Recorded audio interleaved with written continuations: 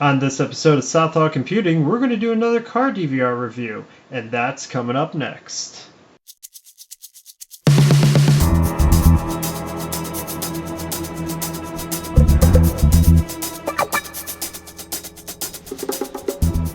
Hey YouTube, Dan from Southall Computing, and today we got the HD Black Box car DVR. Unfortunately, this one here doesn't have any particular model number that we could go off of, but this one here has a nice little twist. It's actually able to record in MPEG-4, so I'm actually kind of excited about this due to the reduced file size that this camera potentially can produce, and we're going to compare it to the other ones as well. So let's get right to it and do the unboxing of this unit.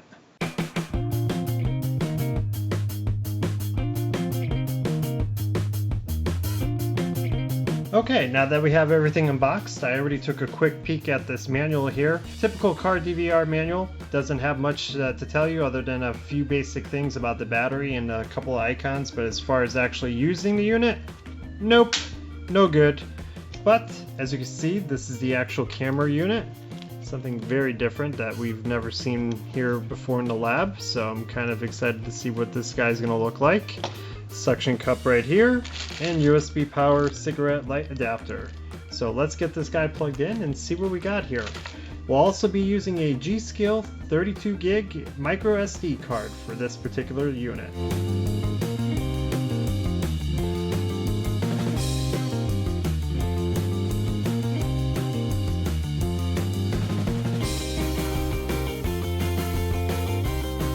So these menus look actually very familiar here.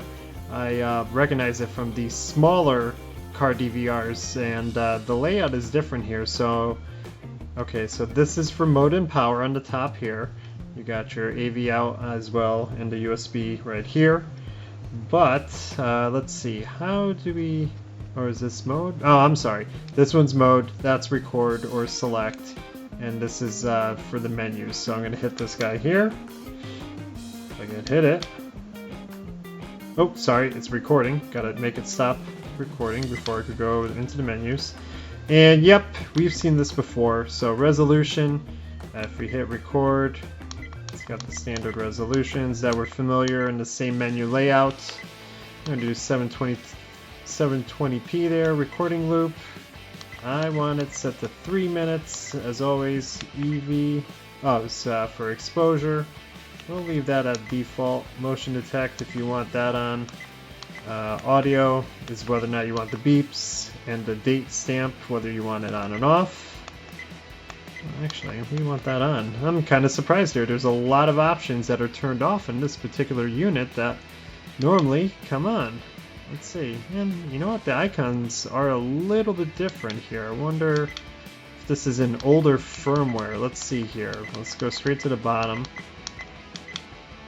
Oops, wrong button, sorry about that. It's just all these cameras have different select buttons, so yeah, this one's from 2013. So definitely a little bit older than what we're used to here. So what else we got here? Setting the date and time, auto power off, on and off, button sounds, what language, TV mode, screensaver, volume, format. You know what, let's format it like we always should. Yes, I want to delete everything.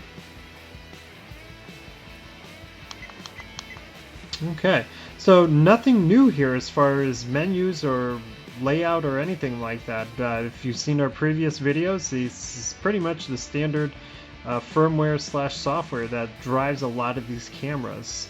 So it's going to be interesting to see if this one actually records in MPEG-4. We're gonna, as always, take it out on the road and give you guys some clips to look at, so we'll be right back.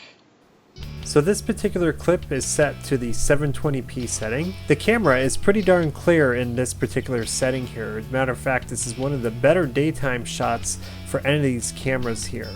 But I did have issues when trying to record into 1080p. It's an issue with all these cheaper car DVR cameras when you try to put them in the 1080p setting and none of the actual camera sensors are capable of actually capturing in 1080p. Other than that, no other complaints. The audio capture is pretty standard on this one. Not bad, not that great, but you still could hear everything in the cabin.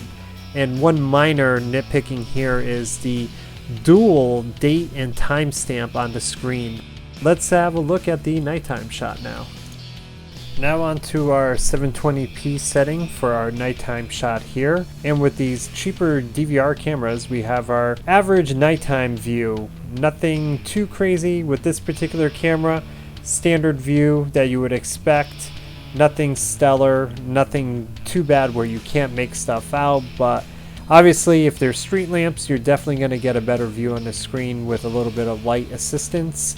But that's pretty much it. You could see the cars going by, you can see where your headlights are shining, but don't expect any particular greater detail other than that. And now for the final wrap up here.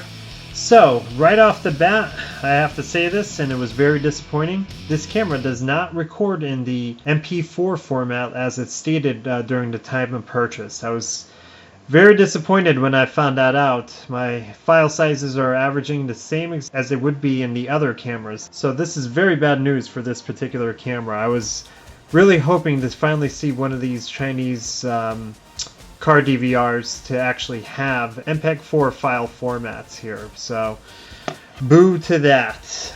But that being said, it actually did record in 30 frames a second, which you don't see in the other cameras, which was nice, but if I had to pick and choose, I would definitely want my MPEG-4 format recording on my SD card here. Next disappointment, as always with these cameras, they say they're 1080p and they're not. The sensor on the camera is definitely not up to snuff to record in 1080p. These cameras typically record very well in 720p, but when you set them in 1080p, they stretch out the 720p to fit the 1080p one. Not too surprising here. Again, for the price that you pay for the camera, you really can't complain that you're not getting true 1080p quality. Nighttime shots on these cameras were average. There's no nighttime LEDs on the front of this camera to help illuminate them, but as we've seen in our previous videos, those LEDs do absolutely nothing for the nighttime vision. The one nice thing I did happen to like though is the large 2.7-inch screen here. It's actually one of the largest ones that we've seen in the lab, and it's pretty nice having the larger screen on your car DVR. Another unexpected feature on this, and I've never seen it before, is it actually has a digital zoom. That's what these arrows right here are for, and it's a pretty nice feature, which I happen to like. The recording of audio on these particular units is going to get an average rating. Not bad, not the worst that we've seen, just average. It'll get the conversations in the car if the people are talking at a reasonable decibel level. So, how about it? Would I buy it or toss it? This particular camera had a $30 price point, and that includes shipping. And unfortunately, I'm going to have to give it a toss it. I was very disappointed that I could not get my MPEG-4 format on this one. And you're paying an extra $10 for pretty much the same camera that you get its cheaper versions from its competitors. So that pretty much wraps everything up here. If you like what you saw, obviously give it a nice big thumbs up. Leave a comment and even subscribe to our channel. It would be greatly appreciated. This is Dan from Southall Computing, and as always, until next time.